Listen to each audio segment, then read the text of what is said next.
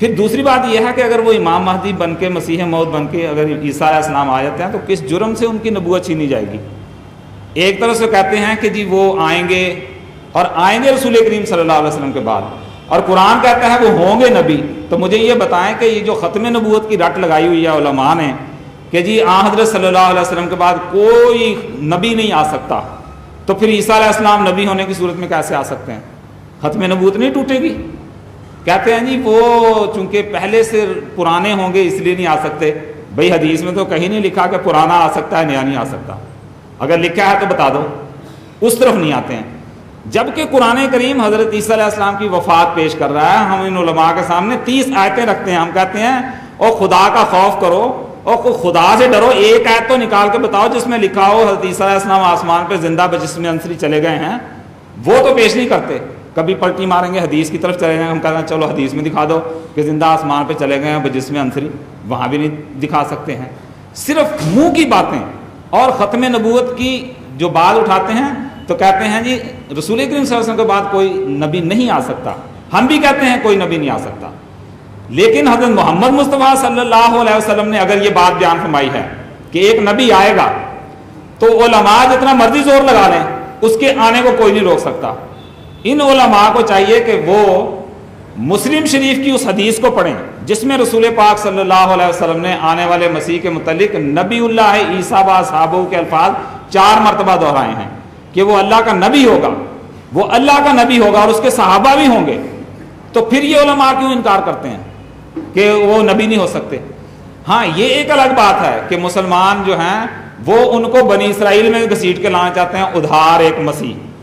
ہم کہتے ہیں ہمیں ادھار کی ضرورت نہیں ہے کیونکہ حضرت محمد مصطفیٰ صلی اللہ علیہ وسلم کا دین اتنا کامل ہے کہ اس کو کسی بنی اسرائیلی کو گھسیٹ کے لانے کی ضرورت نہیں ہے کہ وہ امت مسلمہ کی اصلاح کرے، بلکہ حضرت محمد مصطفیٰ صلی اللہ علیہ وسلم کی قوت قدسیہ اس قدر مضبوط ہے کہ بنی اسرائیل کے انبیاء کی طرح 1000 نبی حضرت محمد مصطفیٰ صلی اللہ علیہ وسلم کی امت میں پیدا ہو سکتے ہیں.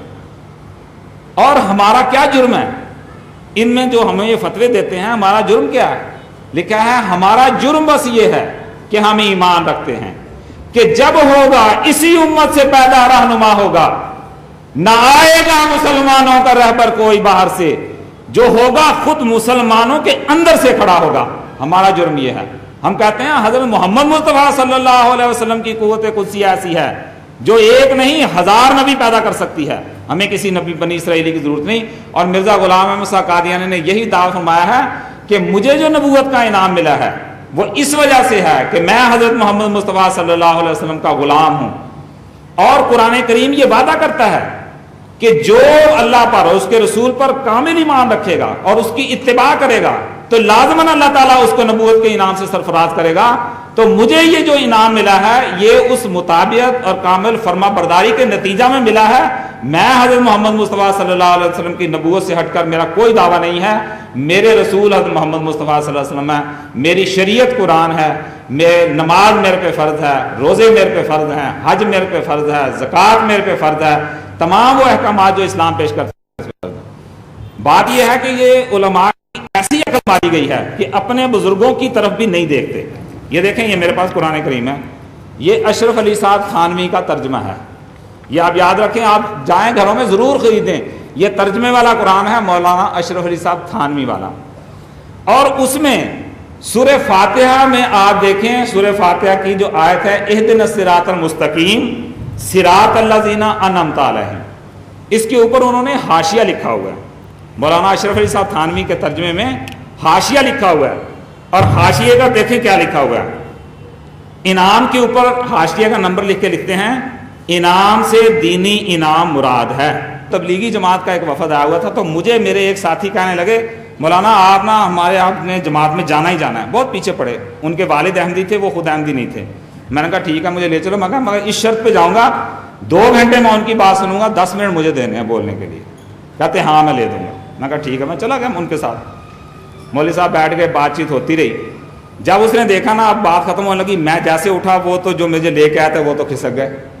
میں نے ان کو لٹریچر دیا، میں نے تعارف کروایا. اب وہاں جتنے لوگ بیٹھے ہوئے تھے ان کو یہ پتہ لگ گیا جماعت احمدیہ سے تعلق رکھتا ہے. اگلے دن میں ظہر کی نماز کا وقت، چونکہ میں تبلیغ کے لیے نکل جاتا تھا، ظہر کی نماز کا وقت ہو جاتا تو میں وہیں مسجد میں جا کے اپنی نماز پڑھ لیتا تھا. میرا ایک پاؤں اندر ایک باہر. تو وہ جو مؤذن تھا کہا چلو چلو چلو تم کو یہاں نماز پڑھنے کی اجازت نہیں, چلیں باہر چلیں باہر. میں نے کہا ٹھیک ہے. میں نے وہاں سے نکلا, میں جامع مسجد چلا گیا, جا کے میں نماز پڑھ لی. شام ہوئی تو میں نے پتا کیا اس مسجد کے سیکرٹری کون ہے. میں ان کے پاس چلا گیا, دروازہ کھٹکھٹایا تو میں نے کہا جی بتائیے. میں نے کہا جی وہ غلطی ہو گئی ہے, معافی مانگنے آیا ہوں. کہنے لگے جی کیا نہیں ایسی کیا بات ہے, کیا غلطی. میں نے کہا نہیں بہت بڑی غلطی ہو گئی ہے, تو میرا خیال تھا میں آپ سے اب معافی مانگ لوں. کہتے پھر بھی بتائیے. میں نے کہا وہ جو لمبا لائن میں وہاں جو ایک مسجد ہے پولیس لائن میں, وہ مجھے نہیں پتا تھا کہ وہ آپ کی ہے, وہ میں سمجھا اللہ میاں کی ہے. تو میں اس میں نا ایک قدم آگے رکھا, ایک میرا باہر تھا. تو مؤذن صاحب مجھے کہنے لگے نہیں نہیں نہیں یہ ہماری مسجد ہے, تم نکلو یہاں سے. میں نے کہا وہ جو قدم میں نے آپ کی مسجد میں رکھ دیا نا, معافی مانگنے آیا ہوں, غلطی ہوگی میرے سے. بیچارے بڑے شرمندے ہوئے, کہنے لگے نہیں ایسی کوئی بات نہیں ہے, وہ ہمارے علماء ایسے ہی کرتے ہیں, آپ جب چاہیں نماز. اچھا میں ان کو بول دوں گا.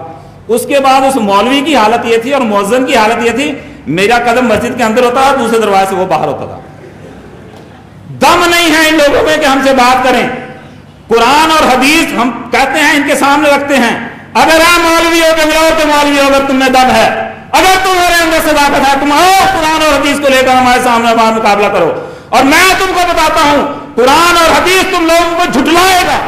تم لوگ کبھی بھی اپنی دلیلوں میں قرآن اور حدیث کو پیش نہیں کر سکتے.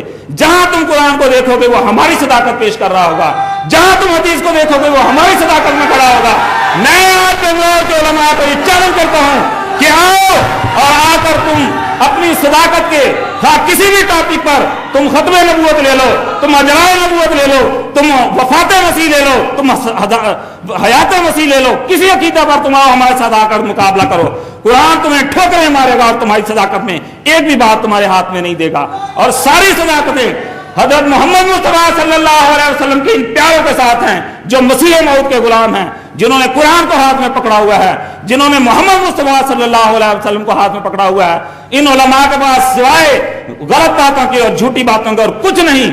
اسی لیے رسول کریم صلی اللہ علیہ وسلم نے فرمایا ہے کہ آسمان کے نیچے پائی جانے والی مخلوق میں سے سب سے بدترین مخلوق وہ علماء ہوں گے جو فتنے پیدا کریں گے, اور وہ فتنے واپس انہی میں لوٹ جائیں گے. جماعت احمدیہ کا کوئی ایک اشتہار دکھا دے جو اس طرح کا فتنہ انگیزی والا ہو. یہ علماء سوائے فتنہ کے اور کچھ نہیں کرتے. یہ فتنے واپس انہی میں لوٹیں گے اور انہی کو ہلاک کریں گے. جماعت احمدیہ اسی طرح پھلتی اور پھولتی چلی جائے گی. دنیا کی کوئی طاقت اس کی ترقی کو روک نہیں سکتی.